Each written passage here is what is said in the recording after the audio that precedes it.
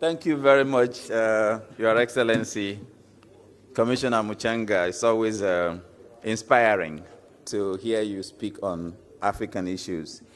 As we know, this was a hybrid event, so there have been some people also chiming in from France, from the US, and others. And I just want to read one of the comments that I received. The name is Max Garrett. I think it's in Paris. And he says, "No more talk. Now it's time for action. Implementation, implementation, implementation." Max, we hear you. And then in that regard, I just also want to draw our attention to some of these brochures that you have is out here, because the bank, your bank, is a bank of action, a bank of implementation. So once we started identifying these challenges and issues, we started developing instruments within the bank to have them implemented, to allow the bank to be positioned to implement them. So the first one is capacity development strategy for Africa. So please pick it up and look at it. We worked with ACBF, the Africa Capacity Building Foundation, and we consulted like 200 African institutions and global institutions working on Africa to come up with this strategy. Let's make it happen together. The other one is the strategy for economic governance in Africa, addressing the institutional governance issues which we have just identified as a major challenge. My friend, my brother, Director Abdoulaye Coulibaly, who is handling this work with us, is here, so you can also talk with him to get further details. But let's also look at this and see how we move with it. We've talked about debt. So the bank responded with a multi-dimensional action plan for addressing debt vulnerability in Africa. And that action plan is already in motion in some of our countries that are already in debt distress and others that are highly vulnerable to debt issues on the continent. And one of that action of the multidimensional action plan is establishing a public finance management academy for Africa. So that public finance management academy will help to address the bottlenecks we see in domestic revenue mobilization. My brother from ATAF was sitting here. We worked with them, and we are working with them on that. We are working with IMF, World Bank, and the rest of them to come up with ways of helping build that capacity on our continent to be able to plug the holes in our public finance management systems. We always talk about financial flows, but we always think of the inflows. The financial outflows from this continent in real terms is humongous. The figures we have from UNCTAD and others is talking about 86 billion. That's about 3.7% of our GDP being lost every year. But that is still a tip of the iceberg. If we look at the mines, look at agriculture, look at trade misinvoicing and all the things that is happening on the continent, you will see that Africa can finance its development.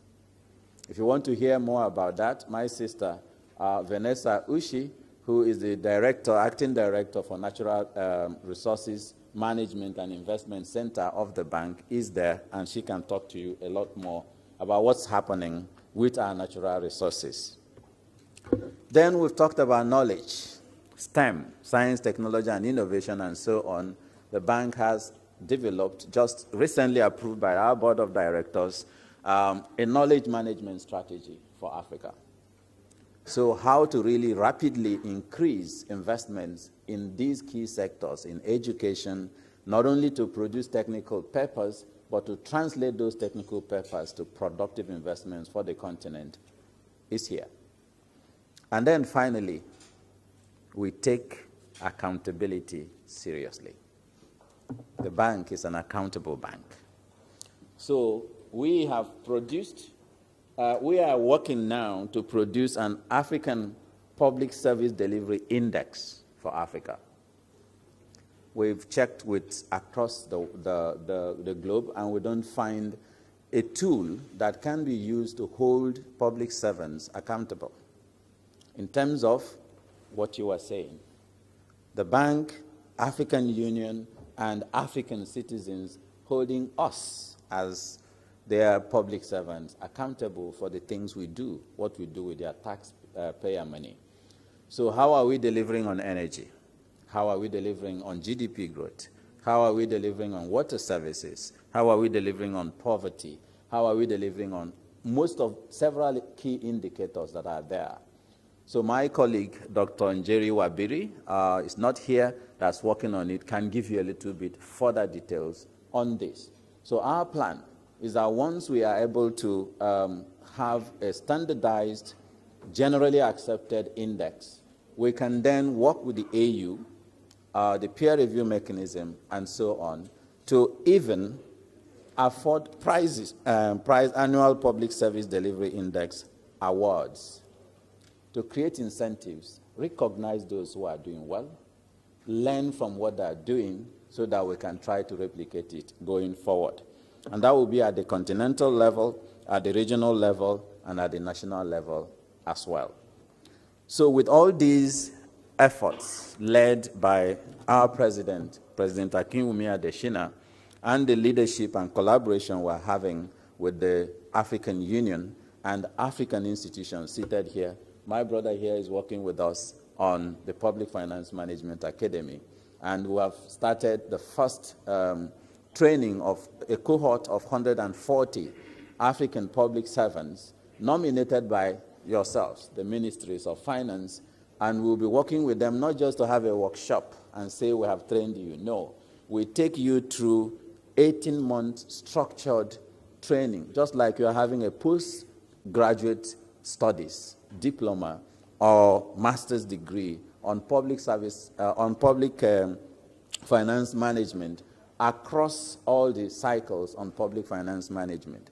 And we deploy the skills and competencies of African institutions, CABRI, ATAF, ACBF, AERC, working side by side with the IMF, World Bank, Brookings Institution, and all the institutions, Harvard, and so on, that we can get. Let's all sit at table and craft solutions for Africa's challenges.